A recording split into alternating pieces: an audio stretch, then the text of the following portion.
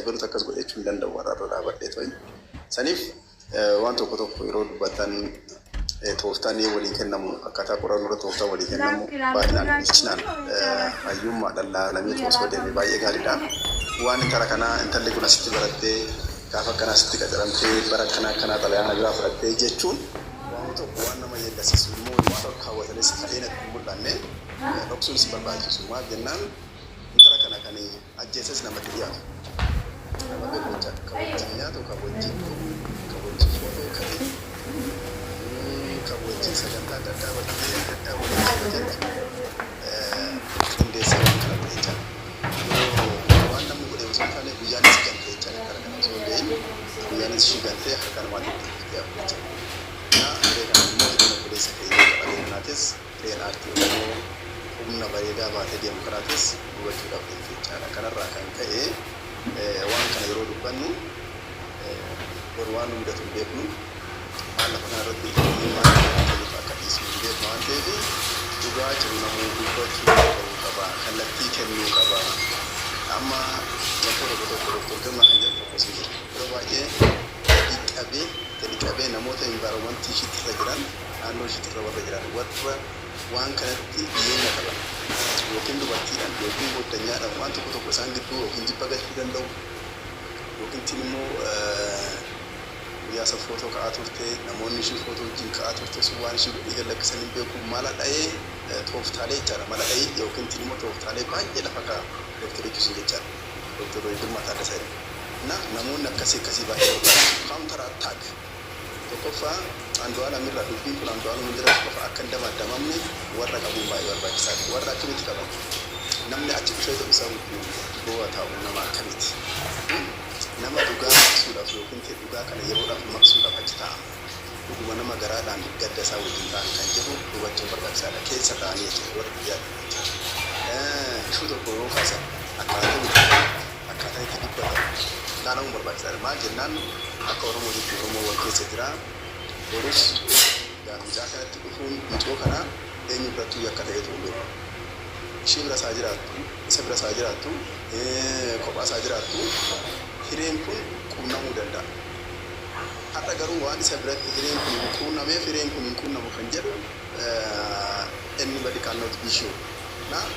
Waan akkasii kana ilaalamee gadi fageenyaan oduu hawaasummaan Oromoo kanarratti miidhaan hin gahin summiin biifame kun osoo inni balaa hin geessisin dhugaan intala kanaa dhugaatti ba'uu qaba. Erga dhugaan ba'e booda immoo kanaa baafachuu irratti hojjechuu qabna. Yookiin du'a intala kanaa kan togoone hambisuu hin qabnu Haacaaluudhaa siidaa isaanii dhaabnee mootii jaalalaa giiftii jaalalaa jedhamtee Finfinnee irratti siidaan ishii dhaabbatee yaadannoo godhamuufii qaba. Sira tokkicha deemtee Harargeetu maal jedha isinitti fakkaate namni gaariin bobbadu namni gaariin hin barakatuudha. Maal jennaan nama gaarii akka onus barbaadu waanis barbaadeedha jettan. Sani waan ta'eef intalli nama gaariidha waan taateef har'a deemtee yaadannoo fi akka isheen legaasin ishee akka hin badne waan tokko akka Oromootiif kan baay'ee barbaachisaadha. Kananii ta'uu ishii barbaachisoo ta'anii kananii hanga ta'uu ishiititu jaalala dachaa naa kennisan jedhuun barbaadu. Dhugaa hin gatini waan irraa godha galtu nama uffalchu. Kan namaa maaliiti? Baay'ee guddaa shagalaatoon qiritti eegi bilis durallee namarraa fudhate siifin kenna carraa bal'aa qiritti na'uuf kalchi dhiifama haasaa ijoo dubbattaa garuu namoota akka wal ga'uu fi qiritti moo'ee itti fufi tarii niitoorkii yoo na baase moo'ee namootaaf carraa kenna sumaati gaggabaabsanii namni hundaa dubbatu yaada isaa gadda isaa yookaan waan haaraallee nutti himuu danda'u. Dhimmi Andu'aalem aartiin Oromoo akkamitti attaakii ta'aa jira. Wanti kuni sirriitti gadi fageenyaan ilaalamuu qaba jechaadha. Akkama gurraachi lafaa ittisa. Itti fufi. Baay'ee tollu galatoomii hundi keessanuu akkamii akkama ooltanii bultan akkuma bakka jirtanitti yaada ispeeshaal ta'e hin qabu. Garuu biyya san keessatti dhugaan namaa hin baaqan jiru ani abdii hin qabu. Gurraachi kaasee ture mucaa Hayimaanoot Balaadhaa jamtu meediisiin barattu hospitaala Finfinnee keessatti meediisiinii barataa turte achuma kutaa laaboraatoorii keessatti ajjeefamtee argamte haqni mucaa saniitis hin baane haqni Haacaaluu Hundeessaa hin baane haqni nama jabaa Boobatteedhaa hin baane ani dhugaan gadi baajee hin eegu keessattuu political assassination taanan dhugaan mucaa tanaa hin baajee an abdii hin qabu yoon dhugumaan immoo political assassination ta'uu maatee hinaafan waa laayifii Andu'aalam kana balleessuudhaaf namni isa jibbaa sabaatinis haa ta'u gama kana noon ta'e maybe bahutu mala garuu gama mootummaan barbaadee waan barbaaduuf isatu beeka gaa waan bara biyyattii san keessatti namoota beekamaa ajjeessanii ajandaa namaa laatuun immoo waan barbaadantu jira duuba ajjechaa namoota beekamaa kana duuba mootummaan san barbaadee waan kana hojjate haqni biyya san keessatti hin bahu yoon immoo ajjechaa baratame crime ta'e crime namoota jidduutti faayidaaf jaalalaan hinaaffaan maal kana noon ta'e maybe bahutu mala mucaa kanaafis guyyaa 14 booda mana murtiitti akka dhiyaatu qaxaroon kennameefii jira kana laallee ammaas akkanumatti qaxaroon kan dheeratu taate waatu jira dhuguma gaafa qaxaroo sanii guyyaa 14 booda waan irra gahe mootummaan qoratee ifaa fi bilisa ummataafis kan beessiyoon taate achirra hubachuu hin dandeenye maal deemaa jira kan jiru haga tokko asirra hubachuu dandeenye guyyaa 14 booda jechaadha. Waan hedduutu ka'aa ture conspiracy hedduutu ka'aa jira isatu ajjeesee maali kun hin barbaachisu Andu'aalam mana jiraatu gaafas maal wabii qabnan eenyutu beeka mana jiraatu isaa ushur daban dubbannu waan biran jira kana bira jirutti sin dubbannu garuu haqni nama bahaa hin jiru bara jahan darban kana keessatti biyyattii san keessatti lubbuun namaa baala hanqatee jira namni 60 engadda qofaa konkolaataan garagalee nama toora 40 dhume mootummaan waan takka hin dubbanne engadda dooniin galabbatamtee ijoollee Jibuutii irraa kaatee karaa Yaman imaltu toora nama 100 fi wahiitu dhume mootummaan gadi bahee akkana hin jenne haajaa namaan qabu mootummaan hangorra jiru kun mucaan tun celebrityidha nama beekamtuu taate malee namni hin beekamne akka baalatti harcaa jira guyyuu rabbi Itoophiyaa keessatti namni osoon ajjeefame oolaan jiru mucaa tokko engadda Wallagga keessatti kaardii digital kaardii eenyummaadhaa nama kennitee jaaniti gadi baasanii ajjeesan waan akkana kanatu deemaa jira jechaadha kan dhugaan biyya san keessatti dhugaan ajjeefamee qarbamee jira numis boonyee dhugaa jala hafnee jira biyya san keessatti kanaafuu namni mootummaa kanarraa ammallee dhugaa mucaa tanaa hin baasettanii irraa abdii qabdan I don't know yoon deeggaraa mootummaa kanaa ta'e malee namni waalaalee argu namni haala biyyattiin keessa jiru beeku mootummaa kanarraa abdii hin qabaatu dhugaan isiidhaa oolee haa bubbulu inuma baha kana Haacaaluutis kana Boobatteetis kana Haacaaluutiif kana Boobatteedha namni ajjeesuun maaftu waan jaran ooliin kan joon taate malee akka ajjeese already beekamaadha gaa dubbatullee on fedhuu maanne beekama kan mucaa tanaatis garuu achirra waan fagaatu miti haqa isiidhaa rabbiin haa baasu maatii isiitiifis rabbiin sabree haa kennu maal jennaa mihi garuu namoonni celebritii ta'an beekamoon ofaa eeganii ammas ofaa eegan sabboontoonni keessattuu celebritiin wallistoonni namoonni barumsa gahaa qaban ofaa eeganii obboleessi keenya tokko dheengadda mana kana keessatti maal jee jira kaameeraa xixiqqootu jira beeytu kaameeraa xixiqqoo yoon dhalaa taate boorsaa isirratti maxxanfattee jeemti dhiiroon ta'e Saamsoonii ta'e isarratti kan warri seektara garaagaraa keessa hojjetu shaanxaa gurraattii takka qaba san fannifatanii deemanii achirratti hakaatanii manni isaanii yoon kaameeraa qabaatu maate kaameeraa seekiretiidhaa haa godhatanii yeroo hama yeroo fokkotaa keessa jirra namoonni beekamaan ofaa eeganii yoon immoo danda'an boodigaardis haa qaxarani Haacaaluun gaafamma akkana ta'u boodigaardii qabaate dubbiin tun akkanatti hin hammaattu ture kanaafuu ofaa eeganii nulleen namoota keenya qubaa haa qabaannu kanumaan jaatullu thank you ayyee galatoomi mu'e Kiriti amma dubbadhu namootaaf carraa kenni neetworkiin na baasuu danda'a mo'a. Kiriti dubbadhu saboontu modereetarii kennii fi moozaadhaaf. Tullu galatoom waan hedduu haasa'uutu mala ammoo waan jirurraa haasa'uu hin fedhu. Painful baay'ee nama dhaga'ama. Yoo dubbattellee dubbattuu si godha, yoo dhiistes wallaaltuu si godha.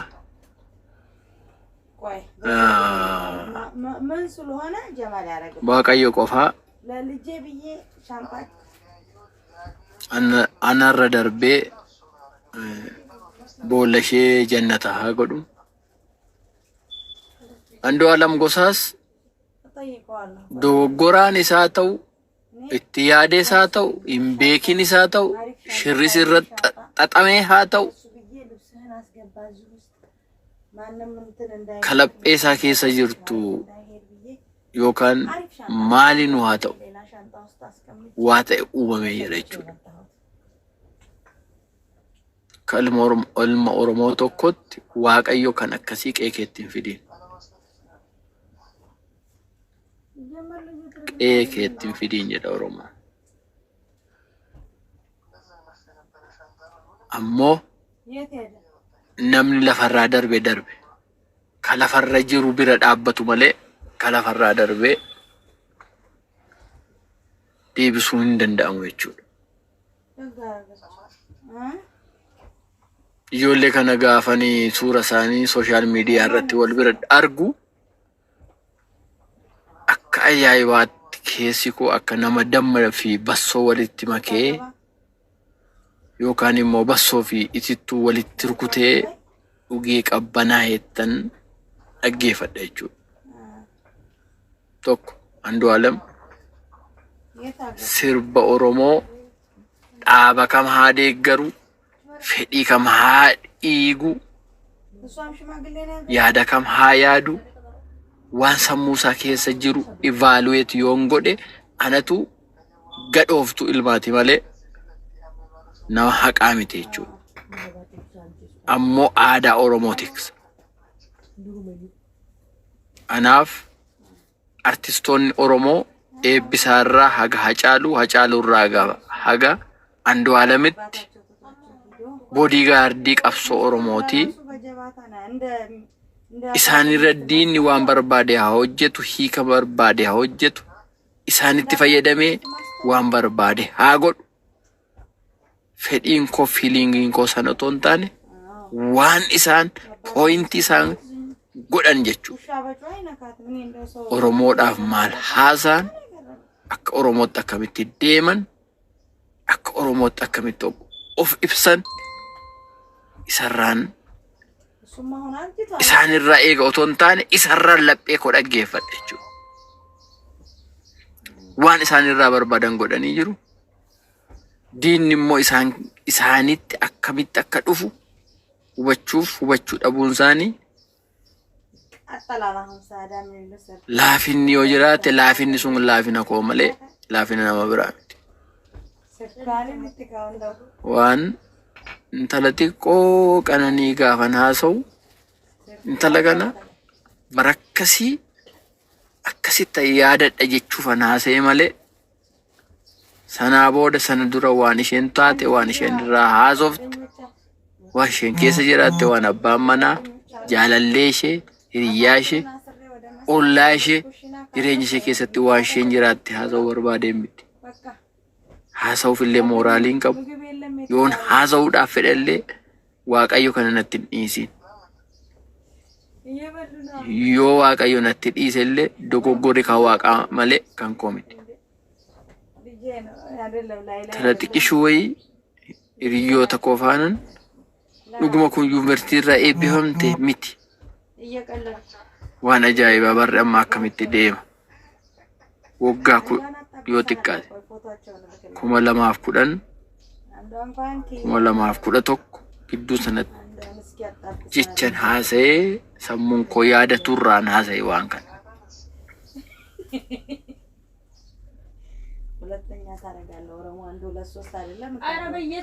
yoon kana haasa'u namni kam hunduu as keessatti dhufee cigoosaa fedhiisaa kaan haaloosaa jibbinsa amantii jibbinsa siyaasaa jibbinsa dhuunfaa waan barbaade akka wal dhangalaasuuf otoo hin taane dhugaarraan haasa'e jechuudha. Of galcha.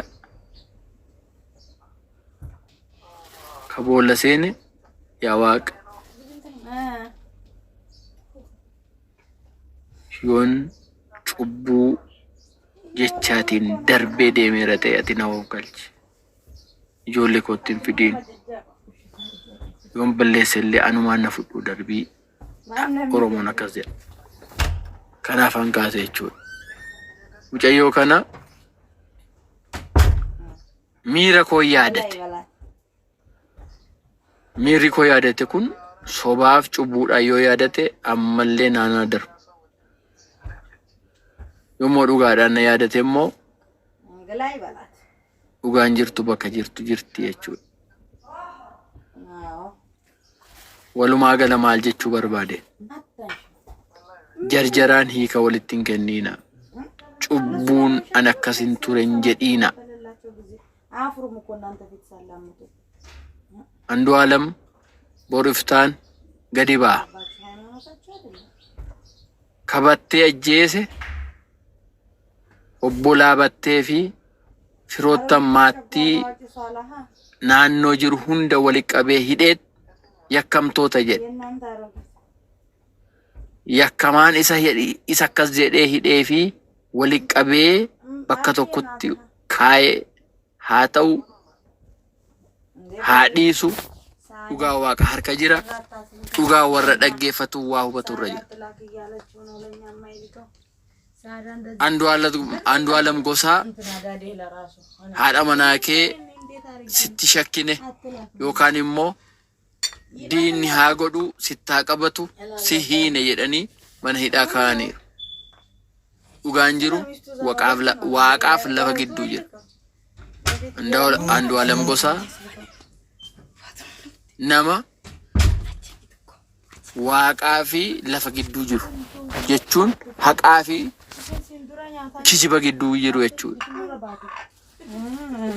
Waaqayyo isa baasa. Isatti murteessuudhaaf isarratti waa dhiibuudhaaf hin tattaafatiina hin fiigiina.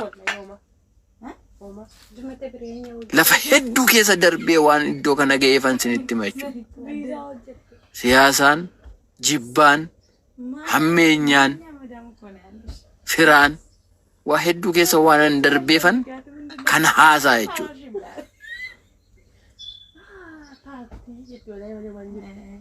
Andu'aalam haadha manaasaa dogoggoraan haa dabarsu yookaan immoo dogoggoraan ka diinni irratti qopheesseen itti haa miidhamu hin jarjariina ivaaleetu gochuuf murteessuuf murteetti hiika kennuuf hin jarjariina.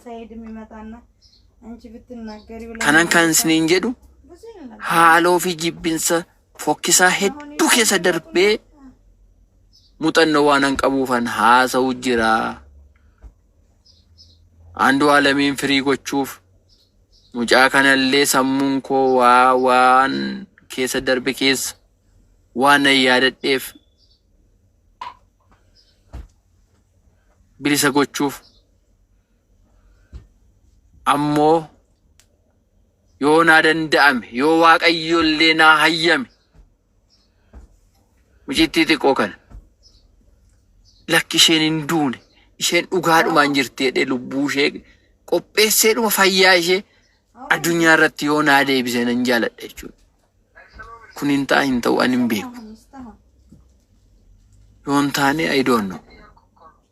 Ammoo walitti hin jarjariina, walitti hin darbiina, ka mootummaan sinitti qopheessu, ka paartiin sinitti qopheessu, ka wallaalaan, ka jaanjaan, ammoo ka shirri sini qopheessuun walitti hin duuliina. Duula sana keessa jirra siyaasaan waan hundaan. Akkattan sinii ibsu waan hin qabneefan lafa dhaabbadhu dhabeen isiniinuu lafa akkasin dhaabbattan sin dhowwe akkatti na hubadhaa. keessaan ba'aa nama of galchaa. Galatoomi hawwii boruuf itti fufii yaadoon qabaatte. Hayyee duraan dursee yeroo bakka murtan nagaa keessaniin jedha. Wanti obboleewwan keenya lamaan kana irratti gaggeeffamaa jiru waan baay'eedha. Hedduu tokko nama dhibaa. Walumaa galatti akka haalli ittiin adeemamaa jiru kuni haqa obboleetti keenyatillee baasaa hin jiranii. Bifumaan taaneen immoo shirratti garaagaraa xaxanii gurbaallee nu harkaa waniin kirchalleetti galchuuf deemaa jiru. Wanti ajjeechaanii shakkamaa yoon jedhan akka kiyyatti akka hawwiitti akka dhuunfaa kooditti obboleessi keenya Andu'aalam mucayyoo tana ajjeesuu yoo barbaade karaa hiphaa kanaan osoo hin taane karaa bal'aa tokkotu jira. Namni kamiyyuu aariin jira haadha manaa kan ajjeesu yookiin immoo isarratti